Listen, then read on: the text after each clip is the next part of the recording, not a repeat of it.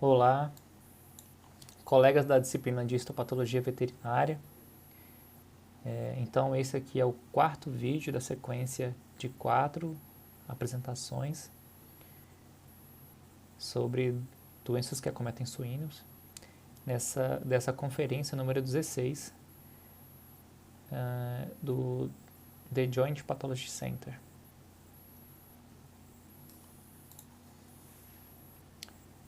Esse caso 4 foi encaminhado uma lâmina de um suíno Landrace mestiço, sus escrofo domésticos, era um macho castrado de 5 semanas e meia de idade. Ele era proveniente de uma suinocultura do Rio Grande do Sul, no Brasil, de um surto que ocorreu em 3 diferentes regiões de uma suinocultura, afetando as fases de crescimento e terminação. Esse surto ele durou 60 dias e a idade dos animais acometidos era entre 80 a 120 dias de idade. E nessa propriedade, que continha 2.152 suínos, 92 morreram. Todos os suínos tinham os sinais clínicos de apatia, perda de peso, diarreia, cianose, vermelhidão das orelhas, além da cianose, o abdômen, partes distais do tórax e membros posteriores ao longo de um curso clínico de 7 a 10 dias. Então, partes distais do tórax e membros posteriores também continham cianose e vermelhidão. 30 animais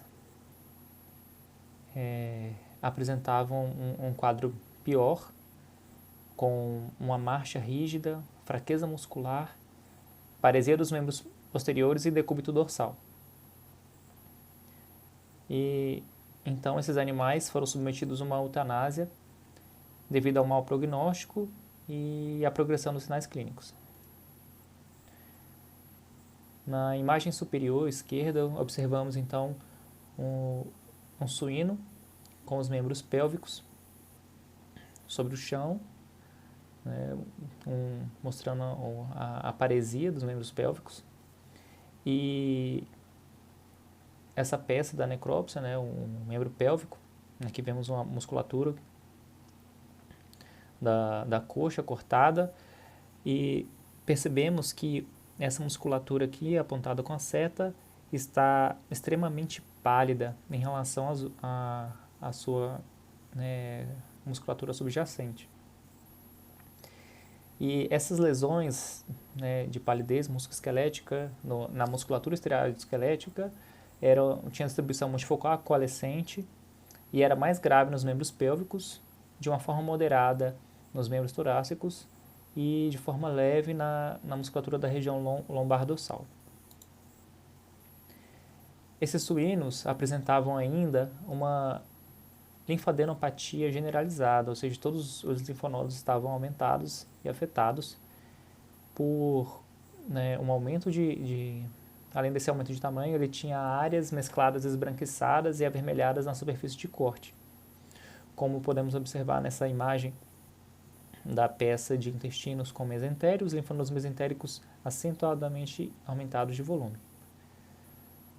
E os rins continham áreas arredondadas esbranquiçadas multifocais coalescentes de tamanhos variados, acometendo então aqui a superfície renal, como podemos ver. E outras lesões observadas e que não foram obtidas imagens desse caso era o aumento do fígado, do fígado e do baço. No baço tinha áreas de infarto, hiperplasia também da polpa branca, e o fígado apresentava uma descoloração difusa laranja avermelhada. E na pele de muitos animais tinham úlceras e lesões avermelhadas irregulares, tanto nos membros, além da cianose das orelhas. Então foram colhidos materiais, além da histopatologia, os tecidos foram encaminhados então para fazer um exame imunistoquímico do tecido linfóide, que marcou positivo para o circovírus porcino. marcando tanto macrófagos quanto células gigantes multinucleadas e também células endoteliais. E a musculatura que foi colhida também teve marcação, né, uma imunomarcação de vírus, tanto nos macrófagos que estavam causando, né, na lesão inflamatória desse tecido muscular esquelético, quanto do próprio músculo esquelético. Foram feitos, então, exames moleculares para a detecção de DNA do agente de linfonodos e da musculatura estriada esquelética, marcando positivo para vírus porcino, para o circovírus porcino tipo 2. E foi realizado o sequenciamento genético, que marcou 99% para genótipo do circovírus porcino tipo 2B. Na microscopia, observando então essa imagem submacroscópica do tecido do músculo estriado esquelético, observamos na direita um tecido mais próximo do normal e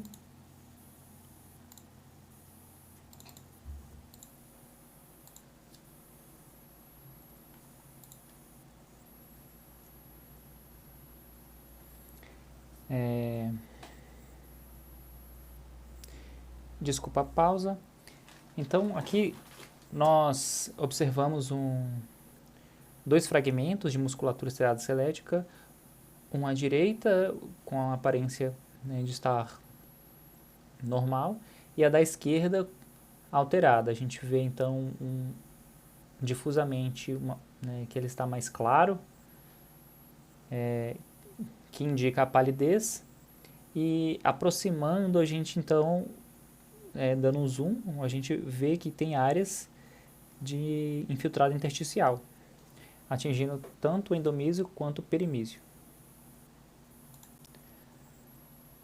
Então aqui é essa imagem, né, mostrando infiltrado de macrófagos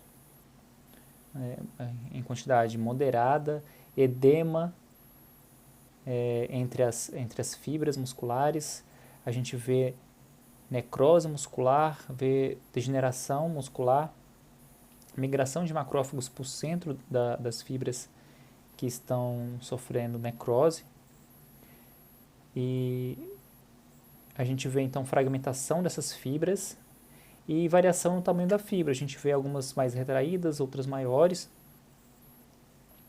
né? E há edema tanto no intestino quanto no interior dessas miofibras, atingindo o seu sarcoplasma. E aqui a gente vê então uma hiperosinofilia de uma miofibra com perda das estriações transversais e uma migração de macrófagos para o interior dessas células. E também no interstício, um infiltrado de macrófagos e macrófagos epitelioides e células gigantes multinucleadas, né, que a gente observa então uma célula com vários núcleos, que é vários macrófagos que se uniram, caracterizando, né, tanto os macrófagos epitelioides quanto essas células gigantes, a lesão granulomatosa observada então em doenças causadas por circovírus porcino. A gente vê então que também há aumento, né, das miofibras, a gente vê algumas maiores, outras menores, indicando o edema dessas células. E em menor grau a gente encontra alguns plasmócitos também.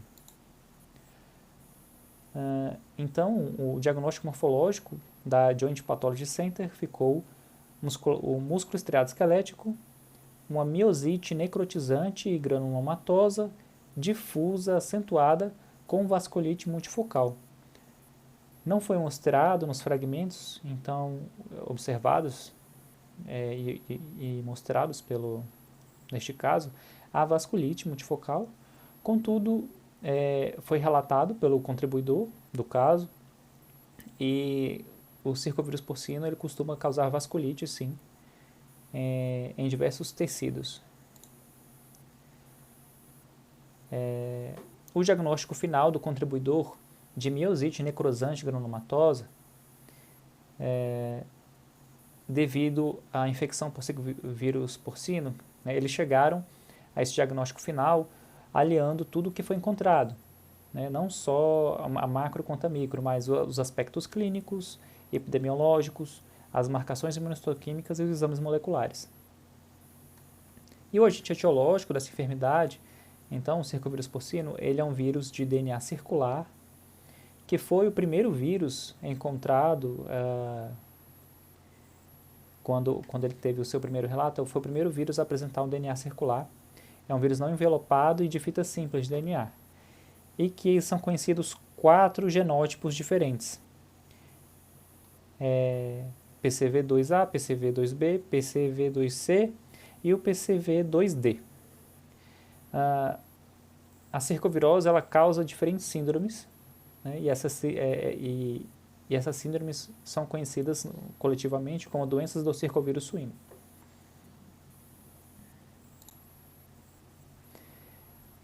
Então, essas doenças clínicas, essa síndrome, né, tem diferentes sinais clínicos, mas a gente encontra quase sempre uma perda de peso progressiva, dispneia, diarreia e a linfodenopatia. Nos achados microscópicos dessas doenças, a gente observa uma característica essencial da circovirose, que é a depressão linfóide. Os animais apresentam, então, uma rarefação de células linfóides nos tecidos linfóides, linfonodos, baços, placas de Payer e outros tecidos linfóides ligados a bronquíolos e mucosa. E esses tecidos, então, apontam uma infiltração de estiócitos e células gigantes multinucleadas, caracterizando uma doença de inflamação granulomatosa.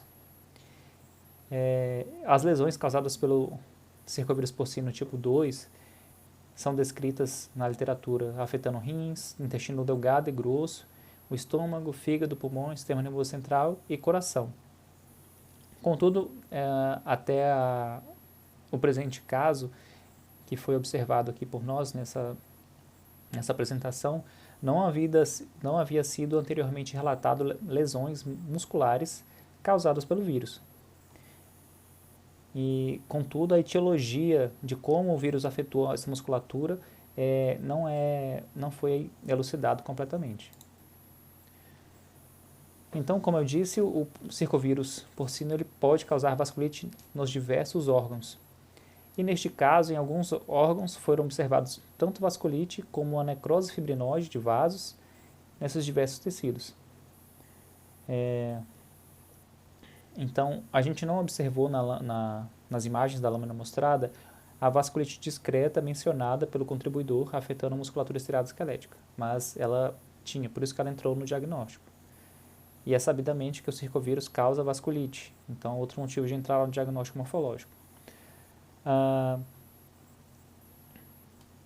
Essas lesões de fibras musculares com os macrófagos apresentaram uma imunomarcação positiva, o que demonstra que o vírus lesionou diretamente a musculatura esteroide-esquelética e não foi uma lesão secundária à inflamação causada pelo vírus. É sabidamente conhecido que, em caso de necrose de musculatura esteroide-esquelética, ocorre uma migração de estiócitos de maneira fisiológica para tentar limpar e passar por regeneração tecidual. Contudo, foi observado nesse caso um marcado infiltrado de macrófagos, que é diferente do que a gente encontra em processos de regeneração, mostrando então que esses macrófagos provavelmente são devido à ação do vírus no tecido. O diagnóstico diferencial dessa enfermidade relatado neste caso, foi mencionado pelo contribuidor.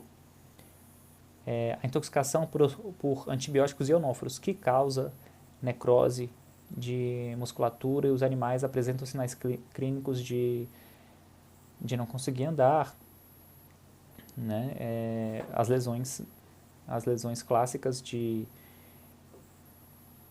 uma lesão na musculatura, né? O animal sente dor e não consegue se movimentar.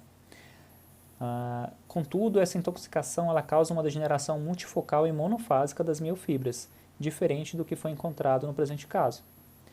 E outra doença que causa essas lesões necróticas na musculatura, deixando ela pálida, é a deficiência de vitamina E e selênio. Contudo, ela é muito mais comum em leitões recém-desmamados e na microscopia a gente observa uma mineralização de fibras da musculatura esteroidesquelética que estão degeneradas e que não foi observado também nesse caso.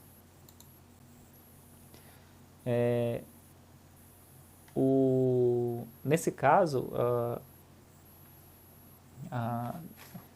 no caso 4 da conferência número 16, é mencionado que já tinham sido relatados diversos outros casos de circovirose porcina, e eles estimulavam então a entrar nesses casos para quem quisesse aprofundar sobre as lesões causadas e conhecer um pouco mais, entrar em cada um desses casos e ver as lesões afetando o coração, miocardite, né, uma pneumonia com arterite, hemorragia cerebelar, hepatite com degeneração e perda de hepatócitos, uma nefrite granulomatosa intersticial. Também ele mostra uma das síndromes, que é a síndrome de dermatopatia e nefropatia porcina, e a clássica linfadenite granulomatosa que eu mencionei, que além da depressão linfóide, né, a gente tem uma inflamação granulomatosa no tecido dos linfóides. E aí, então eu peguei uma imagem desse caso, desse último caso aqui dessa lista, e quis mostrar para vocês. Então, um infiltrado de macrófagos epitelioides e células gigantes multinucleadas. E aqui a gente observa inclusões eosinofílicas no citoplasma, que são inclusões virais de circovirose. A circovirose tem uma distribuição cosmopolita, afetando América do Norte, América Central, América do Sul, África, Ásia, Europa. Observamos que é boa parte da Europa, boa parte da América do Sul e grande parte da América do Norte. Pouco na África, pouco na Oceania, e a gente vê que afeta mais a região sudeste da Ásia.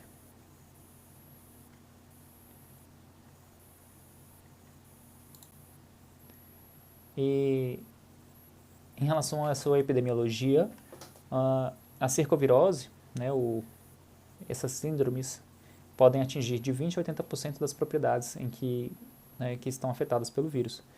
As formas graves geralmente são observadas em granjas de ciclo completo, ou seja, tem todas as fases, desde a maternidade até a terminação, com fluxo contínuo, ou granjas de terminação que recebem suínos de diferentes origens e não passam por um processo de divisão desses animais, quarentena, porque já que você está recebendo animais, não daria lucro para a propriedade ficar fazendo quarentena, já que tem que seguir o fluxo do mercado desses animais, né, de compra, engorda e venda. A transmissão da circovirose ela é tanto horizontal quanto vertical, e sendo encontrado circovírus até em sêmen de barrões, e também ocorre infecção transplacentária de fêmeas que foram infectadas durante a gestação. Comumente, junto com a circovirose, ocorrem co-infecções que afetam os animais, como Mycoplasma pneumoniae, causador da pneumonia zoótica, a colibacilose, causador de diarreia, o Actinobacillus pleuropneumoniae, que era conhecido antigamente como a pleuropneumonia causada por hemófilos, a doença de Glasser, causada pelo Haemophilus parasuis, salmonelose, estafilococose, a Pierce, e menos frequente os protozoários Pneumocystis carinii e o Cryptosporídeo parvo.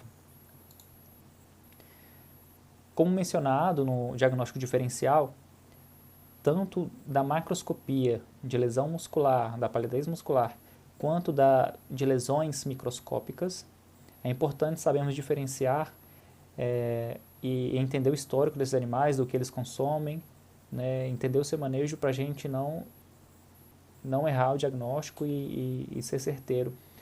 Claro que exames moleculares ou imunistoquímicos ajudam nisso, mas aqui é um artigo relatando uma intoxicação por naracin, que é um antibiótico ionóforo. E aí a gente observa nessa figura a necrose da miofibra, com migração de macrófagos para o seu interior, para fazer a limpeza desse local. A gente vê sinais de regeneração de miofibras que a gente não observou no caso da circovirose, e muitas fibras com sinais de degeneração. Então, regeneração e degeneração.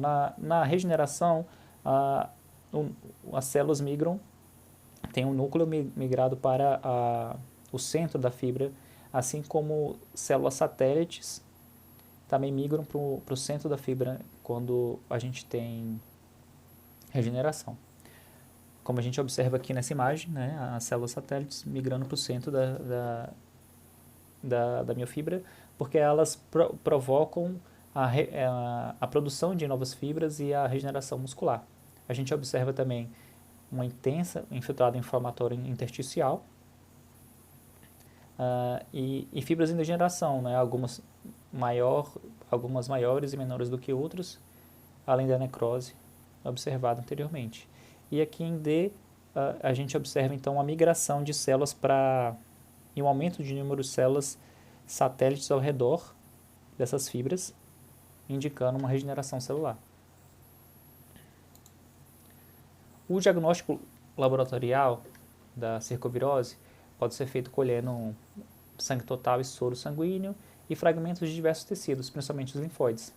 Podemos fazer marcação imunistoquímica, a hibridização in situ, imunofluorescência indireta, o PCR, e o mais indicado para PCR é tanto o sangue total quanto o soro, e pode ser feito também o isolamento viral. É uma doença que não tem tratamento, então o jeito é prevenir.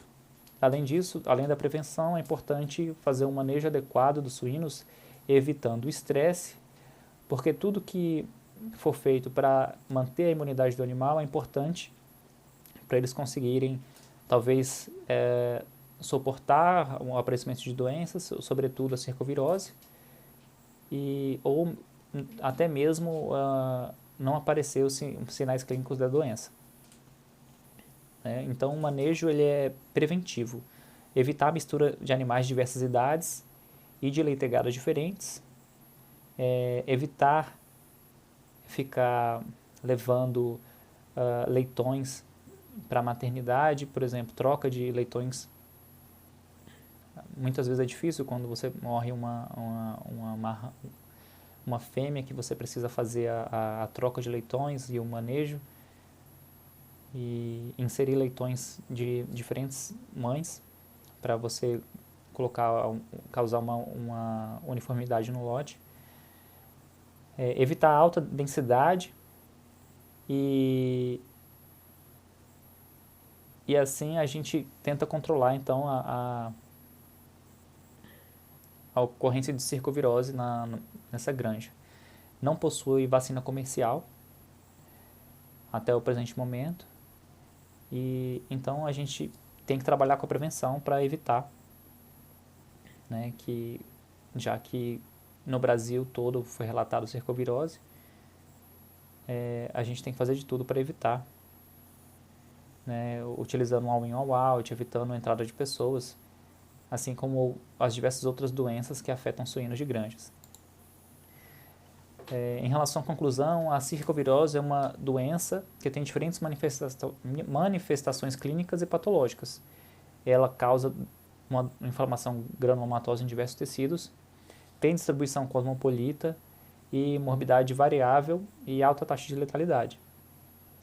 O diagnóstico laboratorial é importante para a gente diferenciar de outras enfermidades, e sabendo qual é a enfermidade, a gente consegue então entender como que fazer para controlar. E as medidas de controle são essenciais para a gente evitar o aparecimento de doenças em animais criados, né, esses suínos criados nas granjas. Com isso, eu finalizo minhas apresentações, agradeço vocês que assistiram, agradeço aos professores que disponibilizaram esse material para nós.